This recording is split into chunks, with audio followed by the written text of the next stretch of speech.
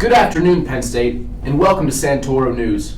I'm your lead anchor, Robert Varner, and along with Ivan Yop, we're prepared to bring you the latest and greatest in security news. In today's news, the Internet of Things is becoming increasingly popular as breakthrough technology for Wi-Fi for your showerhead, of all things, is finally hitting the market. I can't wait to pick up my wife one of those bad boys. Let me tell you, Ivan. Sounds like some crazy stuff, doesn't it? Right you are, Bobby. You know, a lot of people are criticizing the Internet of Things, but I think it's a great idea. I was feeding my son the other day with a baby bottle that was connected to the Wi-Fi, and it was telling me how much I was feeding him. Crazy, right? It's amazing. What a world we live in. I remember back in my day when smartphones and Apple Watches were the cutting edge of technology. Wait, this just in. Are you getting this? Seems as if we have some breaking news for you guys. Yes, I'm getting this right now. There seems to have been a security breach on PNC's student online banking system. It seems as if the hacker was able to somehow break the encryption key and subsequently steal hundreds of PNC clients' credentials. Stolen data includes PNC usernames, passwords, as well as clients' personal information. Oh, I'm getting that too.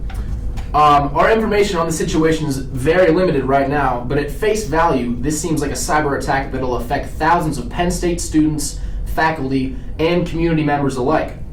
For more information, we take you to our leading field correspondent, Devin Victory, who is standing outside of State College's regional PNC office on College Avenue. Devin? Thanks, Bobby and I. Please bear with me as more information is trickling in by the minute. It seems that sometime late last night, the hacker was able to break the encryption code that protects thousands of PNC's clients' personal information. I was recently informed by PNC's manager, John Johnson, that the attack is now being considered an inside job.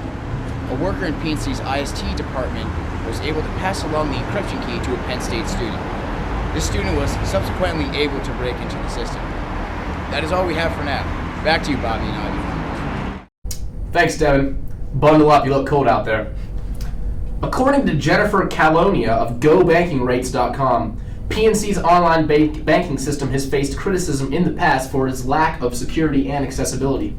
She tells me that PNC has had a history of cyber attacks, especially DDoS, or Distributed Denial of Service attacks. This does seem to be the first time anyone has been able to successfully crack the encryption code, though. That's what I heard as well. And if I understand it correctly, this isn't the first time a member of the IT team has acted maliciously towards the company, right? Absolutely correct, Ivan. In fact, an inside job happened at Bank of America in 2009 in which an IT member installed, successfully, malicious software on the bank's ATMs, allowing to withdraw thousands of illegal dollars. Wow. According to Wired.com, a leader in the online technology community, the code used for the malicious attack came from Eastern Europe, most likely Ukraine or Russia. My vote's on Russia. Or the Ukraine. Yeah, Who knows? Who knows what they're up to? Sorry to interrupt, Ivan, but we've just been informed that the attack is more widespread than we have originally thought. And this case is now being passed on to the FBI's cyber forensics team. We're receiving a call right now from an Agent Smith assigned to the case, and we'll be streaming the audio call live for our viewers. Agent Smith? Hello, gentlemen. I was recently assigned this case, and now can confirm that the entire database system of State College PNC has been compromised. So, Special Agent Smith, can you give us a brief overview of how the hacker was able to pull off such a feat? I mean, isn't encryption, especially for large entities such as PNC, pretty hard to crack? Well, Ivan, it seems that PNC uses asymmetric encryption. This means that two encryption keys are used. Key A is used to encrypt, and key B is used to decrypt. Since the hacker successfully decrypted the code, it seems that key B was passed along to the hacker by someone in PNC's IT department. Only trusted members of the IT department would have had access to key B. So, Agent Smith, you're telling me that this attack probably would not have been successful without the inside man giving the hacker the encryption key? That's right, Ivan. Without the specific encryption key, it would have taken years for even the most advanced computer systems in the world to crack the code.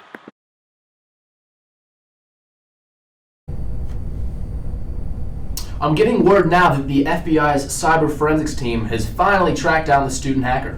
It took them so long because the student was very smart at covering his tracks. Most likely something he learned in Dr. Santoro's class. Probably.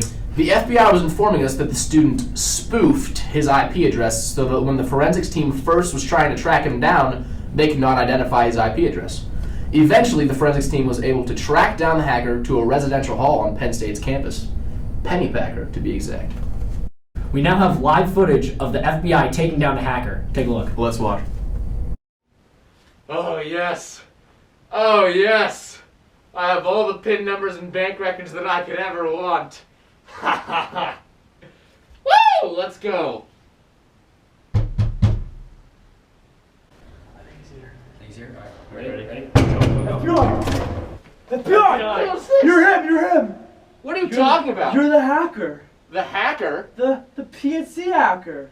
The You got up on your PNC bank hacker? account. We got you. Oh, man, how'd you guys know it was me? Yeah. Come here. Hands behind your back, sir. You have the right to remain silent. I don't know the rest. Thanks for being with us here tonight, Penn State. This has been another successful edition of Santoro News. I'm your host, Robert Varner, along with Ivan Yop. And what you learned tonight is where we've been. Tune in next week for where we're going.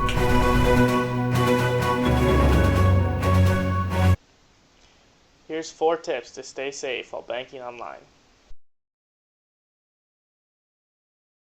Be smart with your passwords. Make your passwords as long and complicated as you can. Use a combination of letters, numbers, and symbols, as well as capitals. Don't use any personal information in your password, such as your social security number or your birth date. You should also change your passwords regularly and commit them to memory. Only connect from secure locations.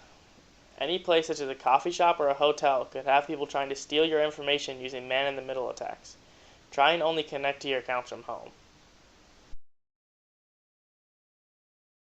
Secure your computer. Try and keep your computer secure and clean at all times. Use a variety of security tools to keep your computer secure from different types of malware that could allow an attacker to steal your personal information. Actively scan your computer for malware and be safe when downloading anything online.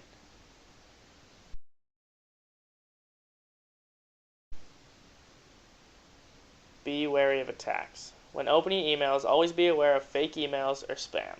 Never give out your personal information if you get an email asking for it. A bank will never ask you for your account name or password.